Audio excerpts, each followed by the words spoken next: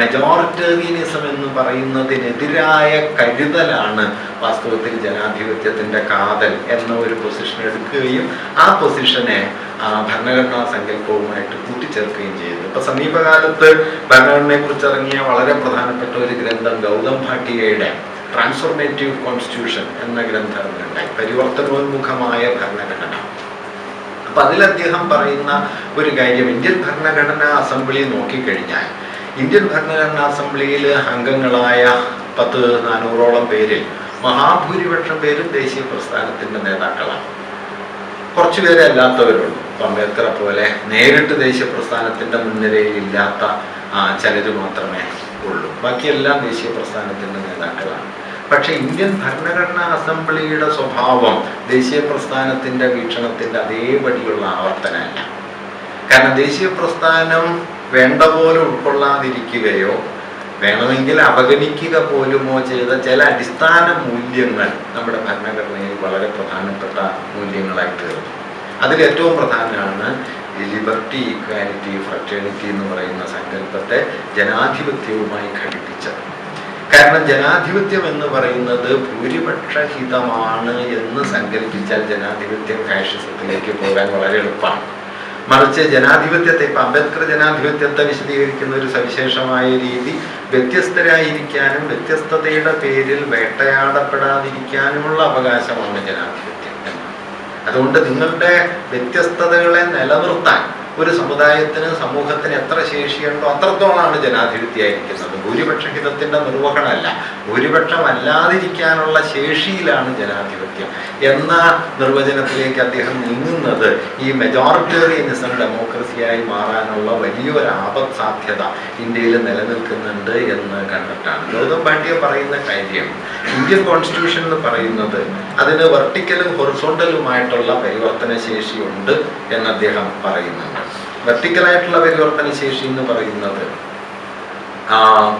നേരത്തെ പറഞ്ഞതുപോലെ കോളനി ഭരണത്തിൽ നിന്ന് തദ്ദേശീയ സമൂഹത്തിന്റെ കയ്യിലേക്ക് ഭരണനിർവഹണം എത്തിച്ചേരുന്നു.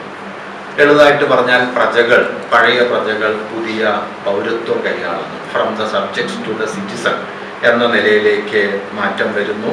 അതുപോലെ തന്നെ എന്താ പറയുക, വോട്ടവകാശം വരുന്നു, മൗലികാവകാശങ്ങൾ വരുന്നു, അഭിപ്രായ സ്വാതന്ത്ര്യം വരുന്നു, സംഘടിക്കാനുള്ള സ്വാതന്ത്ര്യം വരുന്നു, അതുപോലെ സംഘടിതമായി തൻ്റെ ആശയങ്ങൾ ആവിഷ്കരിക്കാനുള്ള അവകാശം വരുന്നു. ഇതെല്ലാം ഒരു വെർട്ടിക്കൽ ട്രാൻസ്ഫോർമേഷനാണ്.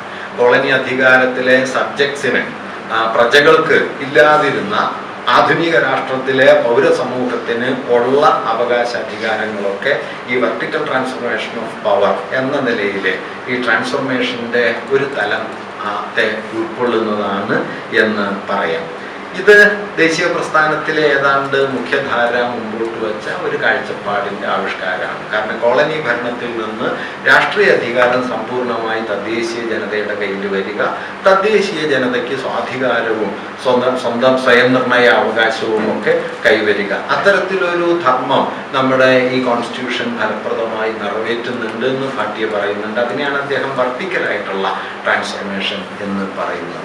പക്ഷെ അതേസമയം തന്നെ അംബേദ്കറുടെ മുൻകൈയിലൂടെ ഒരു ഹൊറിസോണ്ടൽ ട്രാൻസ്ഫോർമേഷൻ, ഒരു തിരശ്ചീന തലത്തിലുള്ള ഒരു പരിവർത്തനവും നമ്മുടെ ഭരണഘടനാ സംവിധാനത്തിനകത്ത് നടന്നു എന്ന് അദ്ദേഹം പറയുന്നുണ്ട്. അത് ഇന്ത്യൻ സമൂഹത്തെ ആഭ്യന്തരമായി എങ്ങനെ പുനഃസംഘടിപ്പിക്കണം എന്നതിനെ കുറിച്ചുള്ള ആഴമേറിയ നിർദ്ദേശങ്ങളെ, സൂചനകളെ, അതിനുള്ള വകുപ്പുകളെ നമ്മുടെ ഭരണഘടനയുടെ ഭാഗമായി ഉൾച്ചേർക്കുകയാണ്. ഉദാഹരണത്തിന് ആർട്ടിക്കിൾ 17 അയിത്തത്തെ കുറ്റകൃത്യമായി പ്രഖ്യാപിക്കുന്നു. അയിത്തം മൂലമുണ്ടാകുന്ന എല്ലാ സാമൂഹികമായ വിവേചനങ്ങളും നിയമപരമായ കുറ്റകൃത്യത്തിന്റെ പട്ടികയിലാണ് പെടുക എന്ന് ആർട്ടിക്കിൾ 17 പ്രഖ്യാപിക്കുന്നുണ്ട്. അല്ലെങ്കിൽ നിർബന്ധിതമായ സേവനം, ജാതിയുടെയോ മറ്റോ പേരിലുള്ള നിർബന്ധിതമായ തൊഴിൽ, അത് തെറ്റാണ്, കുറ്റകൃത്യമാണ് എന്ന് പറയുന്നുണ്ട്.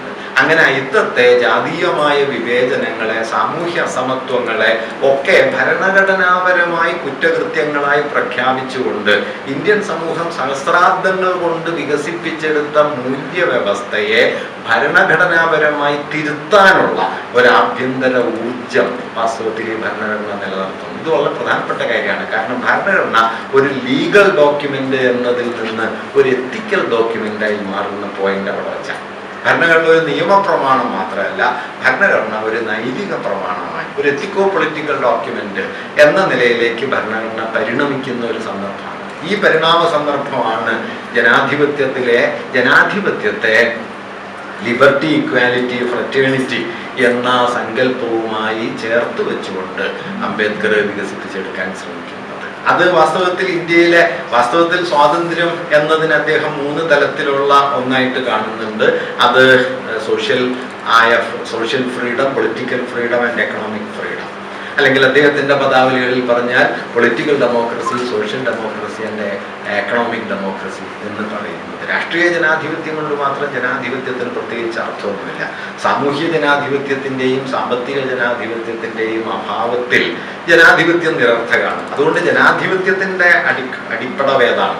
ജനാധിപത്യത്തിന്റെ അടിപ്പടവായിട്ട് അദ്ദേഹം ലിബർട്ടി, ഇക്വാലിറ്റി, ഫ്രറ്റേണിറ്റി എന്നുള്ള സങ്കല്പത്തെ കൊണ്ടുവരുന്നു. ഇത് വളരെ പ്രധാനപ്പെട്ട ഒരു വഴിമാറലാണ്. കാരണം സ്വാതന്ത്ര്യവും സമത്വവും സാഹോദര്യവും ഉള്ളപ്പോൾ മാത്രമാണ് ജനാധിപത്യം അർത്ഥപൂർണ്ണമാകുന്നത്. അതോടെ ജനാധിപത്യം എന്ന് പറയുന്നത് ഒരു സാങ്കേതികമായ ഭൂരിപക്ഷ ഹിതം എന്നതിൽ നിന്ന് ഒരു ജനതയുടെ ജീവിതത്തിൽ അവർ പാലിക്കേണ്ടുന്ന സാമൂഹികമായ, നൈയാമികമായ, നൈതികമായ മൂല്യവ്യവസ്ഥയായിട്ട് ജനാധിപത്യത്തെ മാറ്റുന്നു.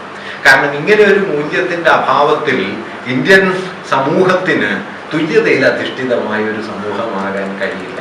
അതുകൊണ്ട് ബ്രിട്ടീഷുകാരിൽ നിന്ന് ഇന്ത്യക്ക് സ്വാതന്ത്ര്യം കൈവരുന്ന സമയത്ത് ഇന്ത്യയുടെ സ്വതന്ത്ര ഇന്ത്യ എങ്ങനെ ഭരണനിർവഹണം നടത്തണം, അതിൻ്റെ രാഷ്ട്രസ്വരൂപം എന്തായിരിക്കണം എന്നതിൻ്റെ ഡോക്യുമെന്റ് മാത്രമായിട്ടല്ല, മറിച്ച് അങ്ങനെ നിലവിൽ വരുന്ന ഇന്ത്യ യഥാർത്ഥത്തിൽ സ്വതന്ത്രമാകാൻ അകമേ എങ്ങനെ പരിണമിക്കണം എന്നതിൻ്റെ കൂടി ഡോക്യുമെന്റാണ് ഇന്ത്യൻ. ഇതാണ് പ്രധാനപ്പെട്ട കാര്യം. വർട്ടിക്കലായ സാധാരണ നിലയിൽ ഒരു ഭരണഘടന, ഇപ്പോ കോളനി രാജ്യങ്ങളിലൊക്കെ ഭരണഘടന ഉണ്ടാവുന്നത് എങ്ങനെയാണെന്ന് ചോദിച്ചു കഴിഞ്ഞാല്, കൈയൊഴിഞ്ഞു പോകുന്ന കോളനി രാഷ്ട്രം മിക്കവാറും ഒരു സഭ സമ്മേളിച്ചോ അല്ലാതെ ഒരു ഭരണഘടന ഉണ്ടാക്കി ഏൽപ്പിച്ചിട്ട് പോവുകയാണ് ചെയ്യുക. അല്ലാതെ ഇന്ത്യ അതൊന്നുമല്ല ചെയ്യുന്നത്. ഇന്ത്യ കോൺസ്റ്റിറ്റ്യൂന്റ് അസംബ്ലി ഉണ്ടാക്കാൻ തീരുമാനിക്കുകയാണ് ചെയ്യുന്നത്. കോൺസ്റ്റിറ്റ്യൂന്റ് അസംബ്ലി എന്നുള്ള ആശയം കൗതുകമുള്ള ഒരു കാര്യമാണ്. ഇത് ആദ്യം മുമ്പോട്ട് വയ്ക്കുന്ന എം.എൻ. റോയാണ്. 1934 എം.എൻ. റോയാണ് ഇന്ത്യയുടെ കോൺസ്റ്റിറ്റ്യൂന്റ് അസംബ്ലി രൂപീകരിക്കണമെന്ന നിർദ്ദേശം ആദ്യമായിട്ട് മുമ്പോട്ട് വയ്ക്കുന്നത്. എന്ന് മാത്രമല്ല 1944 അദ്ദേഹം സ്വന്തമായിട്ടൊരു കോൺസ്റ്റിറ്റ്യൂഷൻ എഴുതി തയ്യാറാക്കി നാട്ടുകാർക്ക് കൊടുക്കുകയും ചെയ്തു. നിങ്ങൾക്കിത് മനസ്സിലായിട്ടില്ലെങ്കിൽ നെഹ്റുവും റോയും തമ്മിൽ ഇതേക്കുറിച്ച് സംഭാഷണം നടത്തുന്നുണ്ട്. നെഹ്റു റോയോട് പറയുന്നുണ്ട്, ഈ കോൺസ്റ്റിറ്റ്യൂന്റ് അസംബ്ലി എന്നുള്ള ആശയത്തിന്റെ വലിപ്പം പൊതുവിൽ ഇന്ത്യൻ ലീഡർഷിപ്പിന് മനസ്സിലായിട്ടില്ല എന്ന കാര്യം അവർ തമ്മിലുള്ള സംഭാഷണത്തിൽ പറയുന്നുണ്ട്. 1944 അദ്ദേഹം ഒരു കോൺസ്റ്റിറ്റ്യൂഷൻ അങ്ങനെ തയ്യാറാക്കുന്നുണ്ട്. ഇന്ത്യൻ കോൺസ്റ്റിറ്റ്യൂഷൻ എന്ന് പറയുന്നത് നേരത്തെ ഇവിടെ രേഖ സൂചിപ്പിക്കുകയുണ്ടായി. അത് പൊടുന്നതിനും ഉണ്ടായതൊന്നുമല്ല കേട്ടോ. ഏതാണ്ട് ഒരു അരനൂറ്റാണ്ട് കാലത്തെ ചരിത്രമുണ്ട്. ഇപ്പൊ 1895 സ്വരാജ് ബില്ല് എന്ന പേരിൽ ഒരു ചെറിയ രൂപരേഖ ആധുനിക ഇന്ത്യയെ സംബന്ധിച്ച് വരുന്നുണ്ട്. ഏതാണ്ട് ഭരണഘടനാ നിർമ്മാണത്തിന്റെ ആദ്യത്തെ രൂപം, ഒന്നാമത്തെ ചുവട് അതാണെന്ന് പറയാം. പിന്നെ 1927 നെഹ്റു റിപ്പോർട്ട്, സൈമൺ കമ്മീഷൻ ബഹിഷ്കരണത്തിന്റെ സന്ദർഭത്തില് സൈമൺ കമ്മീഷനിൽ ഇന്ത്യക്കാരും അംഗങ്ങളായിട്ടുണ്ടായില്ല. ഇന്ത്യക്ക് സ്വതന്ത്രാധികാരം നൽകുന്നതിനെ കുറിച്ച് പഠിക്കാൻ വേണ്ടിയിട്ടാണ് സൈമൺ കമ്മീഷനെ വെച്ചത്. പക്ഷെ കമ്മിറ്റി അംഗങ്ങളായിട്ട് ഇന്ത്യക്കാരായില്ല. അങ്ങനെ വന്നപ്പോൾ അത് ബഹിഷ്കരിക്കാൻ തീരുമാനിച്ചു. അന്ന് ബ്രിട്ടീഷ് പ്രഭുക്കളിൽ ഒരാള് പരിഹാസപൂർവ്വം പറഞ്ഞതാണ്, അങ്ങനെയാണെങ്കിൽ ഒരു ഭരണഘടന ഉണ്ടാക്കാൻ പറ്റുന്ന ഇന്ത്യക്കാർ സ്വയം തെളിയിക്കട്ടെ. അപ്പൊ ആ വെല്ലുവിളി ഏറ്റെടുത്തിട്ടാണ് മോട്ടിലാൽ നെഹ്റു ചെയർമാനായിട്ടും ജവഹർലാൽ നെഹ്റു സെക്രട്ടറി ആയിട്ടും ഒക്കെയുള്ള തേജ് ബഹാദൂർ സപ്രുവും ജയ്ക്കറും ഒക്കെയുള്ള ഒരു കമ്മിറ്റിയാണ് ഈ നെഹ്റു റിപ്പോർട്ട് തയ്യാറാക്കുന്നത്. നമ്മുടെ കോൺസ്റ്റിറ്റ്യൂഷന്റെ മറ്റൊരു അടിസ്ഥാനമാകുന്നത് അതാണ്. പിന്നെ 1925 ഹിന്ദുസ്ഥാൻ റിപ്പബ്ലിക് സോഷ്യലിസ്റ്റ് പാർട്ടി ഒരു കരട് വേറെ ഉണ്ടാക്കുന്നുണ്ട്. 1935 ഗവൺമെന്റ് ഓഫ് ഇന്ത്യ ആക്ട് വരുന്നുണ്ട്. 1944 എം.എൻ. റോയുടെ കരട് വരുന്നുണ്ട്. 1946 A Gandhian constitution four free India എന്ന പേരില് നാരായണ അഗർവാൾ എന്ന പേരായ ഒരാള് ഒരു കോൺസ്റ്റിറ്റ്യൂഷന്റെ കരട് തയ്യാറാക്കുന്നുണ്ട്. ഇതിന്റെ ഒക്കെ തുടർച്ചയിലാണ് 46 മുതൽ 49 വരെയുള്ള 3 വർഷക്കാലം കൊണ്ട് നമ്മുടെ കോൺസ്റ്റിറ്റ്യൂഷൻ വരുന്നത്. അതുകൊണ്ട് ദീർഘമായ ഒരു പരിണാമ ചരിത്രമുണ്ട്. ഈ ഓരോ ഘട്ടത്തിലും എന്താണ് ഇന്ത്യ എന്നുള്ള ആശയം ചർച്ച ചെയ്യപ്പെടുന്നുണ്ട്, വാദങ്ങൾ ഉന്നയിക്കപ്പെടുന്നുണ്ട്, എതിർവാദങ്ങൾ ഉന്നയിക്കപ്പെടുന്നുണ്ട്.